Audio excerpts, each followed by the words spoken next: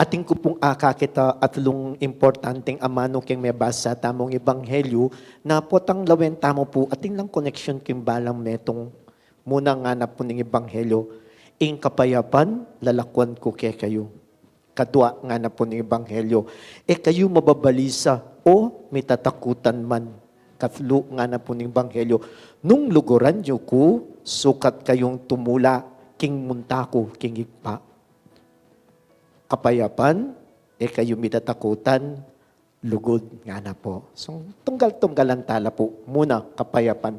Dinescribe niya pong Jesus yung kapayapan na babiena na po kano kalupan ng kapayapan ng metong ata, ng yato, na babiena ng yato nga na. Ano pong buli ng sabihan niti? Minsan po ating kung ikit post, reta pong hugot words na balo da rin anak ka rin Facebook. Itabang mag-post lang ating la pong malalama buring sabihan. Halimbawa po nga na, ating ko pong ikit nga nang sasabi, nakikita nyo kung masaya sa labas, pero nasasaktan sa loob. Puhugot ita. Nambun sabihan ito, tinyong sa salikot, tinyong panamdaman. Iwari na po, nakikita nyo kung masaya sa labas, pero nasasaktan sa loob. Nga na po. Potang lawenta mo po kano, ita po itang superficial kapayapan. Tapos ang kakit may, kapayapan na ng tao ngayon Pero ang palabalo, deep within na katindi struggle. Keng sarili keng biyan na nga napin po. Bakit po kano, yung makaniting kapayapan na sabihanan ng Ginoo? At bakit mawawala yung kapayapan kay katamo?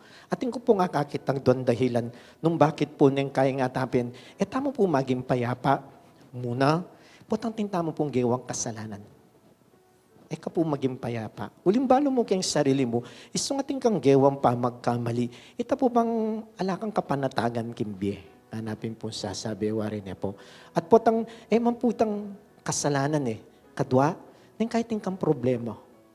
Apektado ka kay maralyari kayong pamilya. Masakit siya, ma. Nabalo mo dati-dati, akakit mo, kasi ka na, at yan bigla yung maka-wheelchair.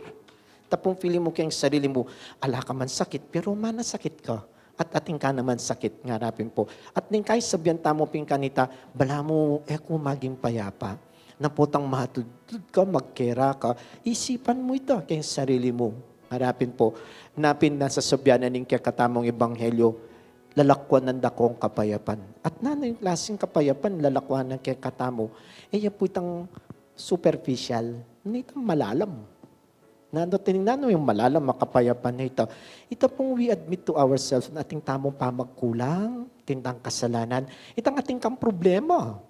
Na mo nung tatakasan, potang atatanggap mo po itikin sa sarili mo. Lawe ko po kaniti, balo mo tingin kasalanan, king gawa mo. Matong ka pong paralan Paralan bang kanito, alarin mo iti, wari po. Nandin po migmisa ko king San Matias. Uling niya pong piyesta ng Sabado, in-invite da ko pong 9 o'clock. At may kagawa ko pong schedule.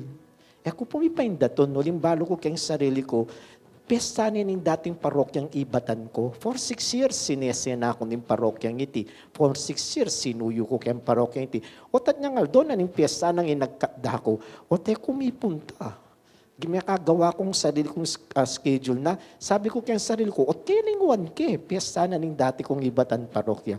Kung pumipainda doon, tambala mo piling ko kayong sarili ko, meto niya sanang pasalamat. Kagalang gusto niya kumigmisa, pelakol na akong San Matias, tatalin niya pong palakol So sabi ko po, kailangan makapunta ako. Tapi po, bala mo niyang, nandin na may kapagmisaw, kanita ako pamipainda doon. Uling balo mo, tingkang mali, tingkang kasalanan na gawa. Nang kahit daranasan tamo pini, when we admit it, sabi natin, gawa talang paralan. At po natatanggapan tala reti, lalo tana po siguro ngarapin may kaka-peace of mind. Ito po siguro muna, yung sasabihan na ng ginukya katamo, kawangis ng bibyan na ng metong ata, ng yato nga na po. Bakit? Kasi po, tang may kaka-peace of mind ko, minalako ka po takot. Ining kadwa ng sinabi, kayo sukat mababalisa o mitatakutan man. Meloko na ako naman po keng kakayalben TikTok. Nung baloyo po pangot na nyo rin anak, nanong TikTok nga na po, lawen nyo po. Pero eko po albendetang makabikini. Makasakit lang pong puson. Ating ko pong hikit meto nga TikTok, na po kasanting babae po na music ya mo pero kikimot niya, mag-impake ya pong gamit. apak na yung gamit na. Pero kita pong lalam na at sinulat na po ka rin itang kayang karanasan na po tapong titimid may tang Seymour nga na po. Lawin may kanuret ang aliwa po. Timid may po ito, scroll may pong makayan, basa mo yung kwento na. Ala pong magpakya pong gamit, kukwento na po yung karanasan keng asawa ng mete keng COVID. Keng COVID po. After 6 months, at ne po ka-depress. Depress siya purugo. At yung sasabihan na pa, baka nanuna ako, wala nakakendele ako. Nga na po nining babae niya. Pero alay po sasabihan, it's a mere picture na magpakya pong gamit sa sakera po ken truck, nga na likwanda niya po ning upahan ng bale, nga na po uling muli niya po karela, muli niya king babae, nga na magbalik niya po king karela, lakwanda niya po itang upahan ng kaya bining asawa na uling meteya po yung lalaki po yung COVID. Pero something na po, with all the ketang sinabi ng lungkot adena sana, pero tingnan po sinabi, kung pwedeng maging may na, uling iting tiro mo ka na ako to have courage. Kung pwedeng maging milako pag-asa, nga na po, uling likwanan mo kong anak na magpaganakake ka nga na po, na kailangan maging masikan ko. Minakoya po takot. Uling tinggap na king sarili na, alane, ining kaya bena.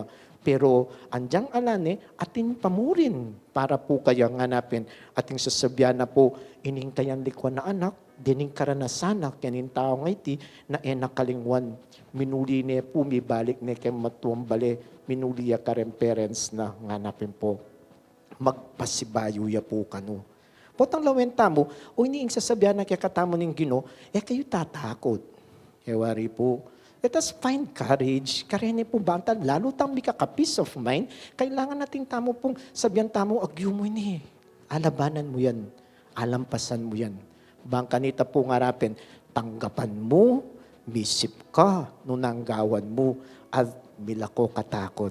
Ating sinting na po, datang last word na sinabi ng gospel na burik po nito ang pansin, nga na po, likwanan da kayong lugod. Nga na po, Mama Coco, dapat magbalik ko naman. Nung liguran niyo ko, sukat kayong tumula. King munta ko, king ipa. Nga na po. Nung liguran niyo ko. Sabi ko pinkin sa sarili ko po, ini may nga bagay na talagang kailangan tamo. To have a solid love. Mo superficial. Mo itang pangkilwal. Nung matindi at malalam. At nanong matindi at malalam na makalako, takot, na may kakakapayapan.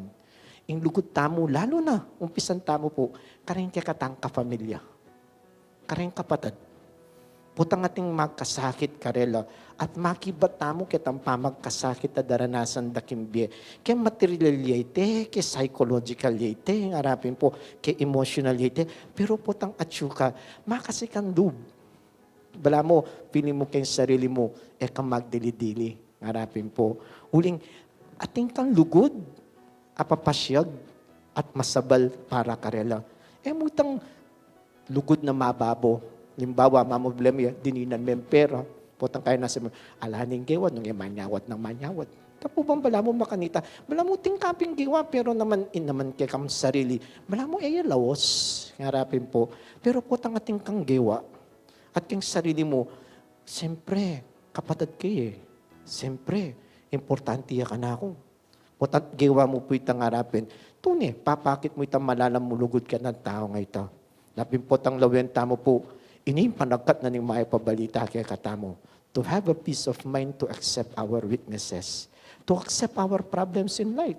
At kalbat po na sabihan ng Ebanghelyo, tamo dapat tumakot. Because ating tamong lugod. Ating Diyos sa lulugod kaya katamo. Ating taong luluguran tamo. Iting makasikan ating taong lulugod kaya katamo. At potan din ni pureng arapan tamo kimbye. Kawangis ng sasabihan ng Ginoo, kareng kayang alagad. Inupin naman pa yung mitakutan. Lalo tapang may kakapayapan. Uling, luluguran na katamo, lulugod tamo.